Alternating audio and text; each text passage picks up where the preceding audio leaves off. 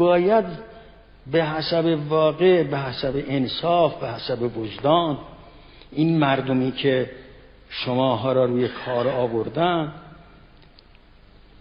این مردم کوچه و محله و عرض می‌کنم زاغه هایی که شماها را روی مسند نشوندن، ملاحظه اونها را بکنید و این جمهوری را تضعیفش نکنید. بترسید از اون روزی که این مردم بفهمند در باطن ذات شما چیست و یک انفجار حاصل بشه.